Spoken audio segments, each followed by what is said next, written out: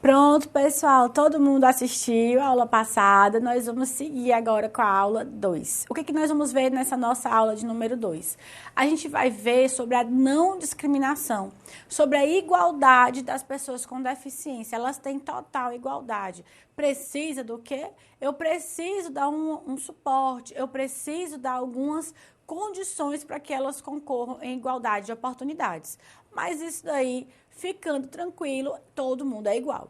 Então, a pessoa com deficiência, ela vai ser protegida, sim, de toda forma de negligência, discriminação, exploração, violência, tortura, crueldade, opressão e tratamento desumano ou degradante. Eu não posso discriminar, nem posso tratar de forma diferenciada, piorando a situação dela, tá certo? Então, com essa proteção que a gente falou, vai ser considerada essas pessoas como especialmente vulneráveis. E mais vulneráveis ainda, eu tenho a criança, eu tenho o adolescente, que é aquela pessoa até 18 anos, a mulher e o idoso, todos eles com deficiência. Você só atinge a capacidade plena depois dos 18 anos. Então, até os 18, até completar 18 anos, é adolescente. Tá certo? Então, a deficiência, ela não afeta a capacidade civil da pessoa. Então, ela tem a sua capacidade civil. Ela pode fazer o quê, professora? O que dá direito a ela fazer? Ela pode casar, ela pode ter filhos, ela pode adotar? Pode. A pessoa com deficiência, ela pode casar, pode constituir uma união estável, pode exercer seus direitos sexuais e reprodutivos, ou seja, ter filhos, exercer o direito de decidir sobre o número de quantos filhos ela quer ter. Se a pessoa tiver interesse de ter 5 filhos, 2 filhos ou nenhum, vai ser da ideia dela, tá certo? Da vontade dela e não obrigação de familiares ou do Estado em relação à sua reprodução familiar, sobre a sua reprodução e seu planejamento familiar. Vai poder conservar a sua fertilidade e está vedado, completamente vedado, a esterilização compulsória. Não pode você impedir uma pessoa de ter os seus filhos, de constituir a sua família. Ela vai poder exercer o direito à família, à convivência familiar e comunitária, exerce o direito, preste atenção, exerce o direito à guarda, tutela, curatela e adoção. Professora, eu não acredito não. Quer dizer que a pessoa com deficiência pode adotar? Pode. Tanto ela pode adotar como ela pode ser adotada. Ela pode casar, pode ter filhos, então ela pode adotar. Não é verdade? Então, é dever de quem? Cuidar desses interesses. É dever de todos de cuidar desses interesses e garantir que esses direitos não sejam violados.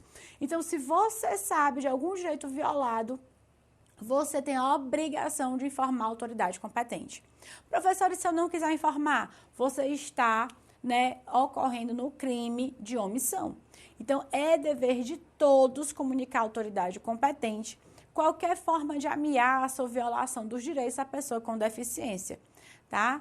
Então, fique tranquilo, soube de alguma coisa, você tem que informar as autoridades. Seja por uma informação, você não querendo se identificar, uma informação anônima, ou você mesmo dizendo, eu quero informar essa ameaça ou abuso de direito. Tranquilo? Se no exercício das funções, os juízes ou os tribunais tiverem conhecimento de algum fato que venha caracterizar uma violação que está prevista na nossa lei, eles vão remeter essas peças ao Ministério Público e o Ministério Público vai tomar as providências cabíveis.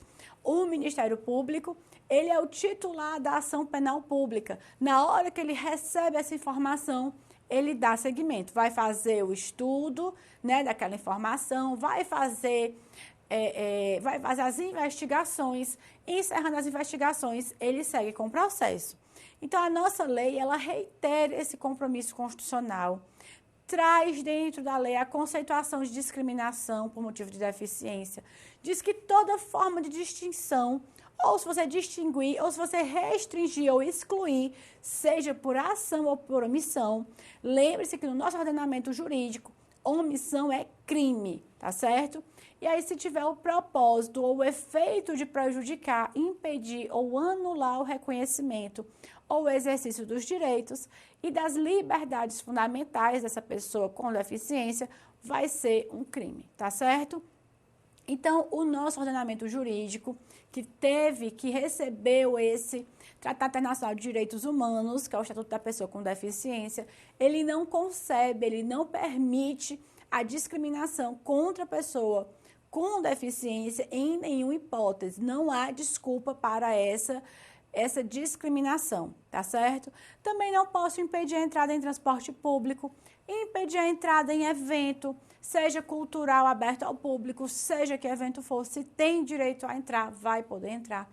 Não posso negar matrícula em instituição de ensino superior, alegando que a minha instituição não tem condições de dar acessibilidade. Tem que dar, sim, acessibilidade a todos. Tenho que manter o aluno com deficiência na escola sem tomar medidas de acessibilidade para plena participação. Eu tenho que dar plena participação a esse aluno. Não adianta apenas ele estar dentro da escola se ele não tem como participar, tá bom? Entendidos? Ou seja, eu, escola, tenho que dar direito a esse aluno a participar das aulas, a interagir. Tenho que dar a ele o apoio escolar, que é uma pessoa que vai auxiliar ele no momento da aula, no momento das avaliações, das atividades. E outra coisa, não pode cobrar nada a mais por isso. Se a escola está cobrando R$1 que seja a mais na mensalidade, porque dá esse apoio escolar, porque as atividades são diferenciadas, pode entrar com o processo, tá certo? Não pode cobrar a mais. Então, não posso negar direito de denúncia ou de autodefesa de pessoa surda que se comunique em língua de sinais por ausência de intérprete de Libras, na língua brasileira de sinais, chamada Libras. Eu tenho que tomar o depoimento nas audiências, eu tenho que buscar essas informações. Aí vocês estão entendendo o quê? Que nas delegacias, nos processos, dentro das faculdades, das escolas, eu vou precisar de intérpretes em Libras, que é a língua brasileira de sinais. Porque se eu não tiver, eu estou restringindo o direito daquela pessoa de se comunicar, não é assim? Então, estima-se que a real incidência das violências sofridas pelas pessoas com deficiência são o quê? Subnotificadas. Professor, e o que é essa subnotificação? Eu tenho poucas informações dentro de uma delegacia, eu tenho pouquíssimas informações de ameaça ou de abuso contra essa pessoa com deficiência, porque ela não tem como chegar lá e dar a sua informação. Primeiro que entenda comigo, não é 100% dos casos, mas em muitos casos a pessoa que pratica, né, essa violência é justamente a pessoa que cuida da pessoa com deficiência. E aí como é que ela vai chegar na delegacia se ela não tem como chegar sem o auxílio da pessoa? Não é verdade? E aí chegando lá, como é que ela vai prestar esse depoimento? Como é que ela vai transmitir a sua informação? Muito complicado, né? O que a gente precisa fazer? Políticas públicas para resolver essa nossa situação de todos nós, certo? Entenda o seguinte, que se uma pessoa com surdez e ela somente se comunica através de Libras, se ela não encontrar intérpretes nas delegacias, ela vai perder o canal de comunicação. E aí é uma barreira que vai aumentar a deficiência dela. As pessoas cegas também encontram dificuldades para garantir o seu depoimento.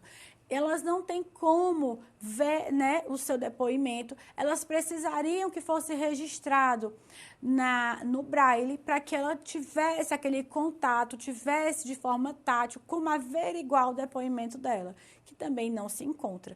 Então, nenhuma delegacia hoje, ou se tem uma ou duas no país todo, né, eu não tenho conhecimento de delegacia que tenha essa acessibilidade, essa tecnologia assistiva.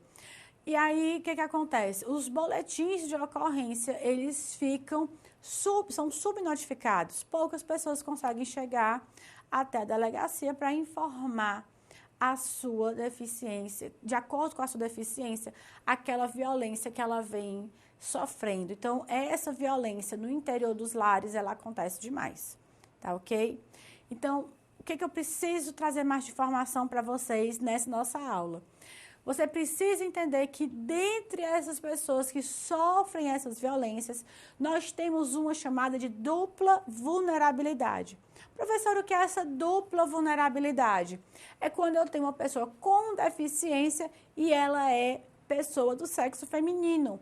Então, as mulheres têm ainda sim algumas boas dificuldades em mercado de trabalho, escolas, e para se firmar profissionalmente. E aí você soma o gênero à subestimação dessas capacidades. Então, quem que nós temos aqui nesse quadro? Mulheres, sejam idosas ou meninas com deficiência, elas fazem parte dessa dupla vulnerabilidade. Então, o cotidiano que elas enfrentam com essas barreiras de uma cultura que oprime as mulheres e ainda assim essa identidade, né, da dificuldade. Agora eu quero que você pense no seguinte: se eu tenho uma mulher que é mulher com deficiência física, mental, qual seja, somado a relação de gênero. Ela tem interesse, ela se relaciona com outras mulheres. E aí é um somatório de vulnerabilidades. Professor, em relação ao atendimento prioritário, como funciona o atendimento prioritário? A pessoa com deficiência, ela tem sim o atendimento prioritário. Em relação a quê? A proteção e socorro, em qualquer que seja a circunstância que ela se encontre. Atendimento em todas as instituições e serviços de atendimento público, certo? Então, nessas instituições, ela tem sim prioridade e são várias prioridades que a gente vai encontrar, tá certo? Professora, me dê mais exemplo de alguma prioridade. A gente tem a disponibilização de recursos, tanto humano quanto os recursos tecnológicos, tem que garantir a igualdade de condições dessas pessoas. Tem que haver disponibilização de ponto de parada, estação e terminal, todos acessíveis para que aquelas pessoas elas consigam se utilizar do transporte público, acesso à informação, disponibilização de recursos de comunicação acessível. Eu preciso ter nos meus informadores, né, nos meus jornais de telecomunicação, a pessoa fazendo a leitura em libras para que o receptor consiga entender a mensagem. O que mais que nós vamos ter aqui de prioridade? Recebimento de imposto de renda, recebimento da restituição do imposto de renda e na tramitação processual, nos procedimentos judiciais e administrativos, eles vão ter prioridade. Mas entenda que eu tenho essa prioridade na restituição do imposto de renda, mas não tem, eu não vou ter aqui, a pessoa ela não vai deixar de pagar o seu imposto de renda, tá certo? Ela não deixa de pagar, ela paga e tem o retorno prioritário da restituição, tá certo? Então, a necessidade de atendimento prioritário é uma questão pública já conhecida. Tem a ideia de que essa energia vital que as pessoas com deficiência elas disponibilizam para atividade básica, como andar, se comunicar, alimentação, o fator de ir ao banheiro, tudo isso, eles despendem mais energia vital do que uma pessoa que não tem limitação. Então, é uma limitação que tem que ser estudada, tem que ser trabalhada e nós todos vamos fazer a nossa parte, tá certo? Seja através de políticas públicas ou nós dentro da sociedade. Tranquilo assim? A gente fica por aqui. Aula que vem a gente traz mais informações, tá certo, pessoal? Um abraço.